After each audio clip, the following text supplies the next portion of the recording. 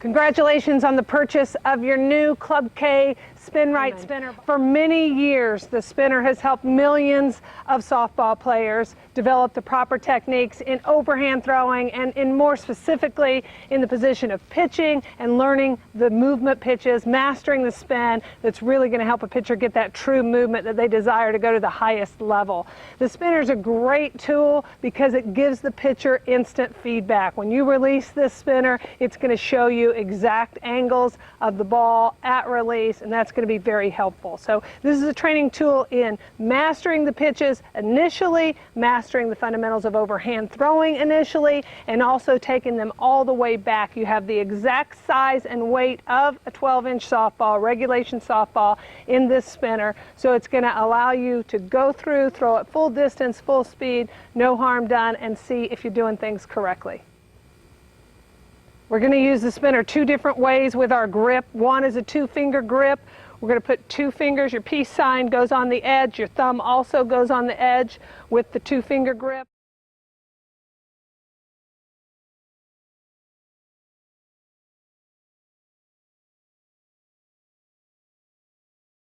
The other grip that we're going to use is a cross grip where you just, if the spinner's laying down, you're just going to grab it across this way.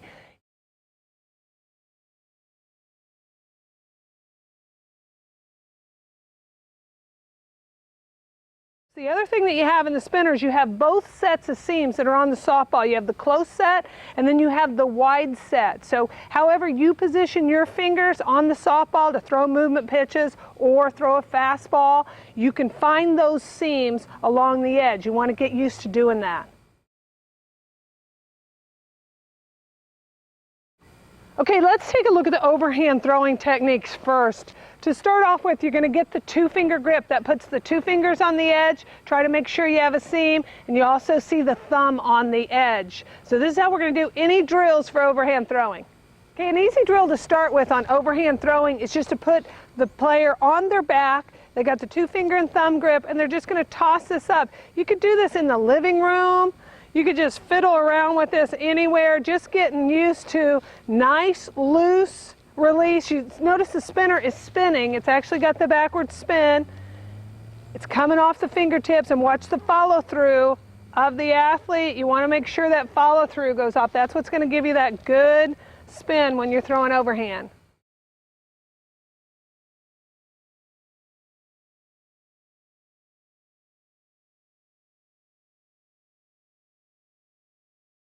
So with overhand throwing, just like a normal throwing progression with the ball, you would start the pitcher on one knee. She's going to work on just wrist snap. You see her holding the ball up high, making sure that she gets her elbow up. She's coming top to bottom. You see that good 12-6 spin. And all she's working on right now is just wrist snap and just making sure everything's good angle, good spin, nice, loose, and flexible. Once she gets this down, you're going to start to add distance, and the thrower herself will start to become a little more natural with her movements. If you're a basic fundamentals coach, you can have whatever steps in here you want, but the key is that the spinner is going to give you the feedback. Now, right now she's on one knee. She can make progress on one knee. She could even go full distance on one knee. The one thing you want to pay attention to is as she starts to get more distance and more speed, you're going to see the spinner with a little bit of an angle. It won't be just perfect straight up and down because the arm itself is not coming just perfectly from high to low, but it'll have about an 11-7 spin on a little bit of an angle, and that's fine. You just want to make sure that you are seeing rotation of the spinner. A lot of throwers, a lot of young athletes don't use the wrist snap when they're first learning to throw. So you would see the spinner coming just no spin even if it was standing upright. So good spin and good angle. From the one knee position, the pitcher will stand up. I recommend just going ahead and starting with the stride in place so you can focus on the arm. And again, however you teach throwing, that's fine. The spinner's just here to give you feedback on the high to low, the 12-6 spin, making sure that for the most part, the thrower is releasing the ball on a vertical spinning angle. not coming across the body, not going side to side, but going high to low. Now, the thrower will just gradually back up. She will add the step. She'll start to get more natural as she gets used to this, more natural to her own throwing motion. And you can back it up as far as you want to.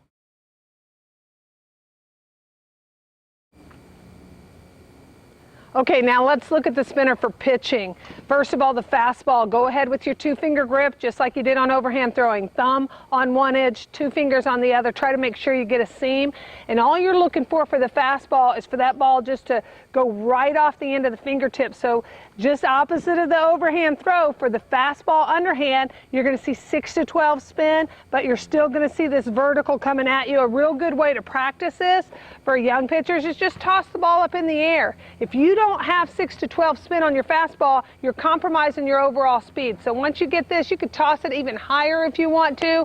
Practice, work on that until you get comfortable, and then you can just start tossing it out. Again, if you want to lock it in, kneel down.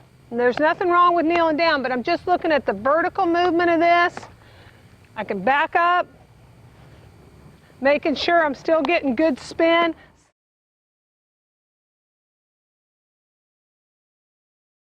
And somewhere along the line, when I feel like adding the circle, I'll come back up close, I'll add my circle, still making sure I get a nice good release off my fingertips. You can see me finding those seams every time I get the grip. Nice good release off the fingertips, standing right up. Now when I get good at that, I can back up all the way, and then I'll probably start back up standing, and I'll start close again. I might toss. I might, again, as I go step by step, don't be afraid to break it down. You don't have to do all of this in one workout. I'm just making sure I'm getting a good release. This might take me days or weeks. The key here is take your time as you back up and specifically look at the angle of the spinner. Make sure you're getting good results.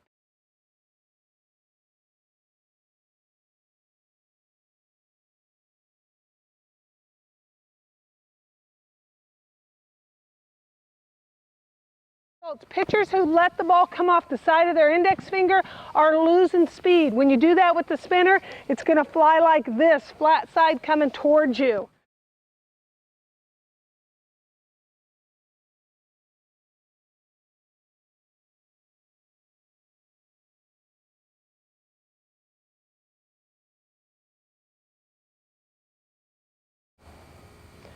Okay, now let's take a look at the rise ball. For the rise ball, you're going to go with the cross grip. Where the spinner is flat, you just grip right across. If you have a particular set of seams you like, find them. If you like to dig or roll that finger, you can still do it on the edge of the spinner. Main thing we're trying to do, this is the toughest spin to master for the majority of pitchers. Take your time, make your progress slow with this thing, and make sure you get it right. Speed of spin matters. That's going to be the severity of your movement. So once you get it, you want to work on getting it faster, tightening up that spin, making it go a little quicker. But take your time, and when you're practicing this, make sure that I've got my stride on my power line, my back foot, I'm all lined up. I don't want to just sloppily practice this incorrectly and now there's home, and I'm really working on doing the wrong spin. I want to get my feet set and work on it. But again, real easy. I can do this around the house. But the first thing I'm going to do is just practice here. Now the other thing I can do, step 2, add the circle and see if I can still do it nice and slow, spin it to myself. Nice and slow, spin it to myself. Following self-spin standing, take a knee, and again, start close to the catcher.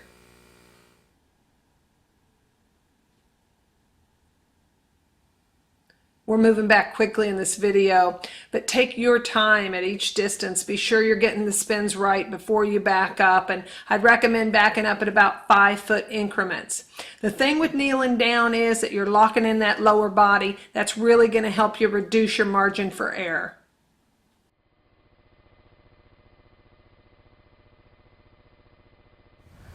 Okay, so after you go all the way back, no circle, one knee, you're going to come back up close and you're going to add your circle. Again, make sure your feet are right. Make sure this one's on the power line, you're on one knee, you're not slumping over. If you need a towel or cushion or whatever under that knee, then put it there, but do it right. Make sure you're practicing the right movements and right mechanics. This is what you want your body to remember.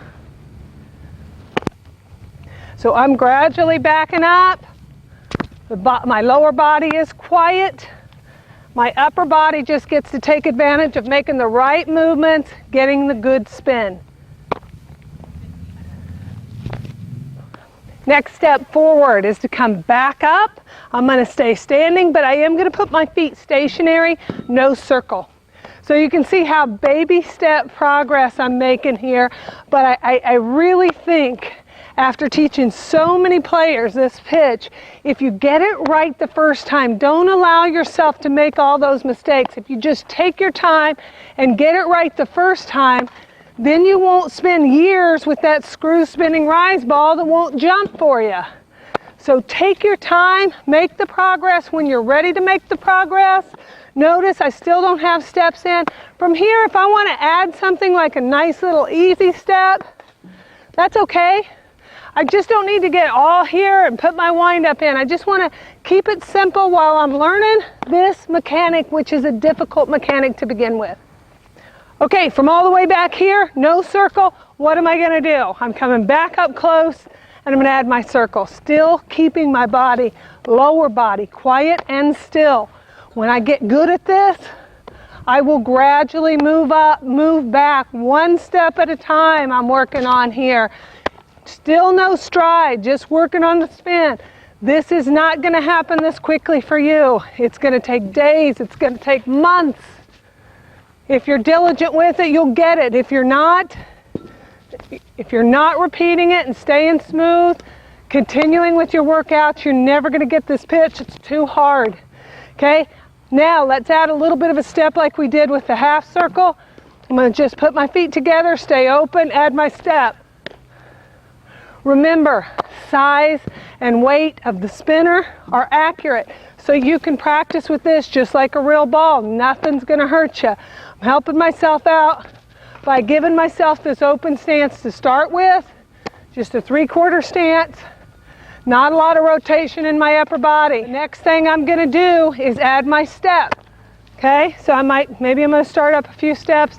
Now I'm going to add my step here. I still don't need to get crazy with my wind up.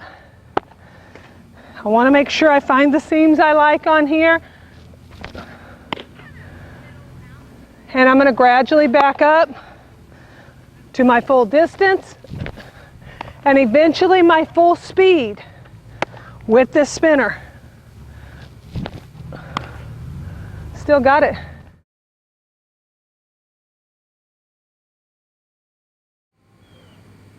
I like that the spinner will bounce. It's one of the qualities we wanted them to definitely have when they made it, so that pitchers could practice alone. So if I have a wall, I can practice my rise ball spin. If I hit it on its edge, I have a chance to catch it.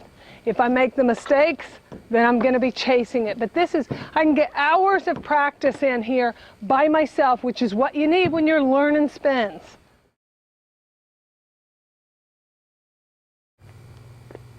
Okay, let's take a look at learning the drop with the spinner. First of all, you have two ways to throw a drop ball. One is a peel drop, where it just rolls right off the end of your fingers. That's just like your fastball. So you can work on learning that spin, that straight off spin and downward spin, just off the fastball drills that we showed, just gripping, tossing up, rocking back, whatever. But the other drop, the more severe drop a lot of times, is the turnover. And this is a pitch that a lot of coaches are afraid of, a lot of parents are afraid of, because they're afraid that pitchers will hurt themselves if they throw the drop ball, the turnover drop. You're not going to hurt yourself if you throw it correctly. If you don't throw it correctly, that's where the problem and the risk for the injury can come in. So the spinner's going to go a long ways with helping you do that. So to start with, we want to get a grip. It's going to be the cross grip. Hold the spinner, grip it across this way, and from here, keep it pretty loose. You can see that my pinky is just off there. I don't have to be real strict with grabbing it this way. I just want a nice loose grip across this way. Sometimes my pinky's not even going to touch on that. Okay, to get the ball to spin downward, I'm going to start underneath it and I'm going to come over the top. And as I'm coming over the top is when I'm going to release it. So it's hard to tell when you're doing it with the ball if your spin's right or not. But when we do it with the spinner, it's going to be very easy to tell. So I want to make sure that I get low to the ground. Again, look at my stance. My foot's out front. I'm on my power line. I want to put basically the back side of my hand on the ground. The spinner is flat part facing out toward third. And all I'm going to do is just roll this to the catcher. Just going to come right over the top and roll it to the catcher.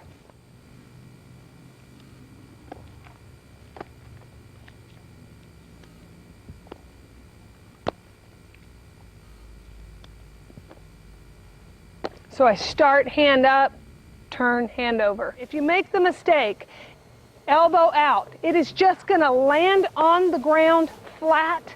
It won't go anywhere. It's just going to be very ugly. Land and die, and you know that you've done it wrong. But if you do it correctly, your elbow stays in, just like every other pitch. Your elbow is in, so you're under, you make the move. Look where my finish is. I come through just like a fastball, just like a rise ball, just like a changeup, whatever it is, but it's nice and natural. I've got no problem for that mistake. What does the spinner do? The spinner rolls perfectly. It gives you that instant feedback. What you're doing is right. If the spinner is rolling, you're right. So you're going to start close on one knee, and then you're gradually going to back up. What I might do is max get to about 3/4 of distance. As I back up, you're going to see me add more rock because I got to have more power to get the spinner to get the distance, 30, 35 feet that I'm trying to roll it. But I'm still just nice and easy. Under, over. If you look at it in slow motion, you're just seeing the under, over, and as I'm turning over, I make the release. Just like everything, you're going to progress slow. When I get all the way back 3/4 distance, no circle, that's good. I'm going to come back up very close and add my circle. I have to make sure I get here the same way I was when I was stationary. So when I get here, I've got to make sure I've got the spinner up and I'm able to just turn it over. Nice and easy. Keep the circle slow up here. Give yourself a chance to get this. As I get it, again, days, weeks, maybe months to make these progressions. As I get it, I get to back up. When I get 4 or 5 in a row, that's good. I get to back up. So I will continue to move back. As I do, you'll see the speed of my arm circle pick up. And for college pitchers, don't be afraid to even back it up further. Great drill for college pitchers in the fall. Even if you have the pitch correctly, good way to work on your spins and getting everything right. Just back it way up. This forces you to put even more spin, speed, and effort on the pitch overall. And if I've had some little peculiarities slip in and cause me problems with my spin, this is going to fix it. So you're never too good to go back on that one knee. Okay, so once you get good off one knee, stand up. You might come back up and again, take the circle off, make your progression backwards. I'm not going to bore you with all that right now. When you get good at that, come back up, add your circle, making sure your spin is good. Notice that I'm still not trying to complicate this by putting my legs in. I'm just letting my upper body have a chance. Just working nice, easy. This turnover drop is never going to hurt you. My elbow's in, it's close, the spin is vertical. I'm going to keep adding speed. As I get back here, I'm going to keep adding speed. So this is going to be nice and smooth. The spinner's going to continue to roll. When I think I'm good, I've got that down there, then I can add the step. I can start to see if I can put it all together. Notice that I'm not trying to throw the spinner out. Just because of the shape of it, it'll automatically dive down. So all I'm working on is just good, fast rolls to the catcher. Notice my finish is down.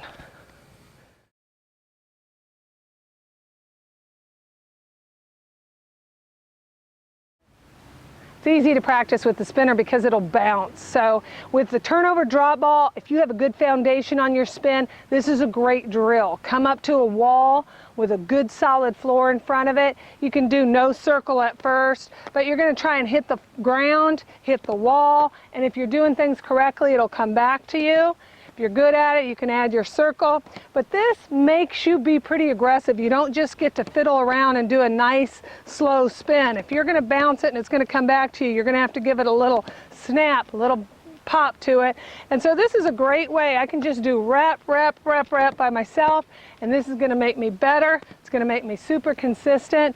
And again, it's going to take some time. Make sure you have a core first. Don't try to do this when you're just first learning the spin.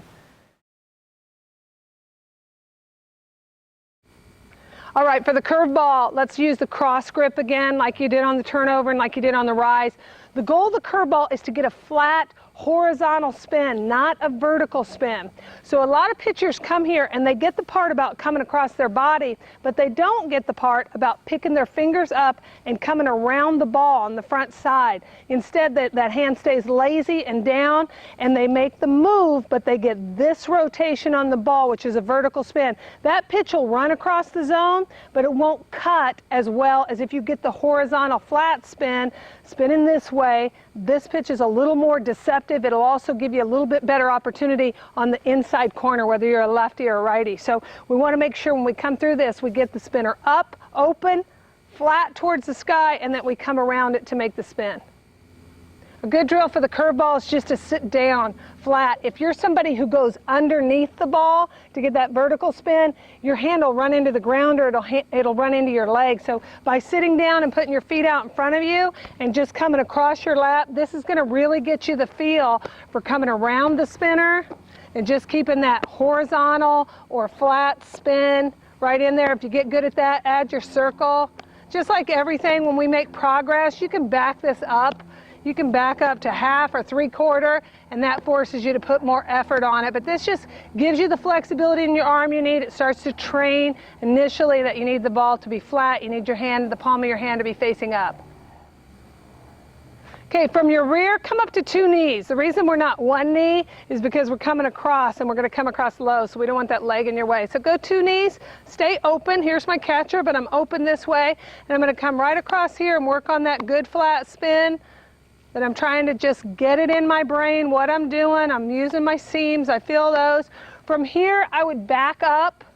You've seen that on the drop and the rise. I'm not going to take a lot of time here, but you could back up. That forces you to put more spin, more speed rather, on the overall motion and get everything right. Then I would come back up here. I would stay on 2 knees and I would add my circle. Now, a lot of times you add your circle, those old habits come in, your fastball habits come in, which put you in the wrong position back at 8 o'clock. So when I bring my circle around, I have to make sure at 8 o'clock that I'm open and up, just like I trained from the point when I was sitting down. So I'm going to make my progress again here on the knee. I'm going to start to back up. I'm going to half right now, just to see if I can hold that spin through here. I don't really care about results. I'm not looking at targets. I'm just looking at spin and getting the big things right. Okay, take this at whatever pace you need to. Once you back up off the knees, come back up, start with your feet stationary. Try it at first with no circle. You can back up if you want, add a little speed with no circle. This curveball, I think, is the hardest to back up very far without your circle. It's just hard to keep the whip on it enough speed. So if you feel like you have it pretty good at half, don't be afraid to go ahead and start your circle. See how you're doing here. Gradually back up. If it's right, if you do a couple in a row right, feel free. Keep backing up 1 step at a time. Keep your progress slow. Remember, the less times you do it incorrectly, the quicker you're going to learn a pitch. So you want to keep yourself in that good, healthy, positive environment of doing things right. If I get good, I'm going to gradually back up, but as I do that, I'm going to throw full without the step, and then I'm going to add the step, and I'm going to try the pitch full out with the step.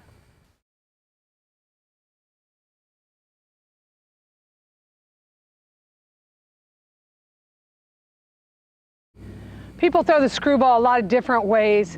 One of the ways they throw it is to get that vertical screw spin. You can do that on the spinner. You'll want it to fly, again, cross grip, and then you'll want it to fly just like this with the spin going around. So I would just go ahead and put my circle on it. There's no reason to break it down a whole lot. This is actually, if you throw the screwball like this, it's actually the mistake of almost everything else. This is not how you want your rise ball to go. This is not how you want your fastball to go, but it's sort of that mistake, and that's why I put the priority of the screwball back a little bit further. Screwball doesn't require a lot of body position discipline here until I get to the end. So really, to learn this spin, it's not as painstaking as everything else. It's really hard to take your circle off and do a lot with that screw spin, but if it helps you, feel free to just make the same progression that we've made with the other pitches. But of course, you can continue to go back, add your step when you feel good about it, and this thing is going to fly at you flat and have that good spin. Usually when you're working on with the spinner, you're not putting even all of your other body positions in. So there's a lot more that goes with each of these pitches as far as where you're stepping, where your weight shift is. But we're talking about learning spin now, so don't make it any more complicated than you have to.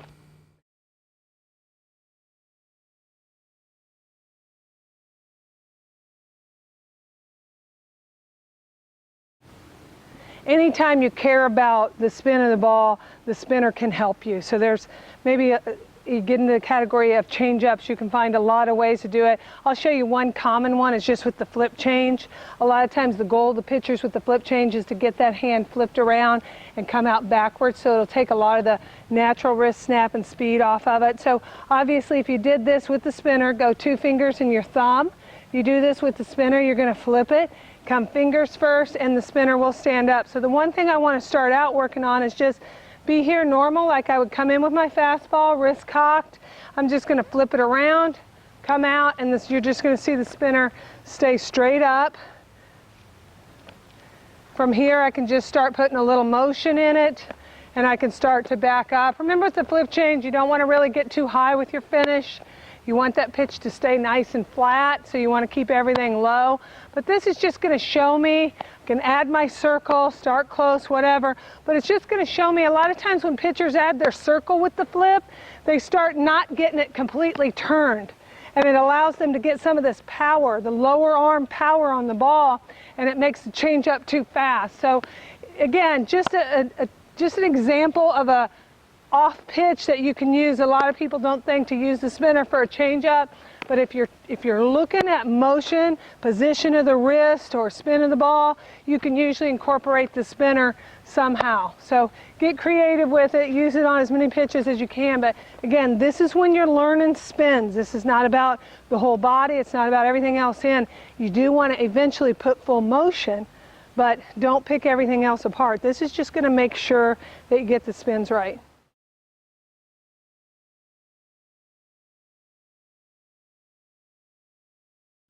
Okay, remember, so many of the college pitchers and professional pitchers that you see on television make all of this look super easy, but there's a ton of work involved in getting pitches to move correctly, to be able to go to the next level. If you're a high school pitcher, to be able to be successful in college, college pitcher to be able to be successful in the professional league. So it takes a lot of work, it takes a lot of diligence, you have to be particular. A lot of people don't like spinners at first because they're very particular. They're going to show you exactly when you make a mistake. But keep a spinner in your bag. A lot of times people like to use 2 or more spinners just to keep the workouts going. Coaches, training facilities, a lot of times will get several so that you can do a repetition of drills, but make sure you do that. And the other thing I like pitchers to do is in the bullpen pre-game, pre-practice, you get ready to start your pitches. A lot of pitchers will get close to their catcher, but they don't worry about really breaking that spin down. So don't hesitate to start with your spinner, and you'll see a lot of college pitchers do that. They start the very first part of their workouts with the spinner. Once they make sure everything's right, then they move to the ball. That's just smart in your workout. So good luck to you. It's going to take a lot of hard work, and be patient.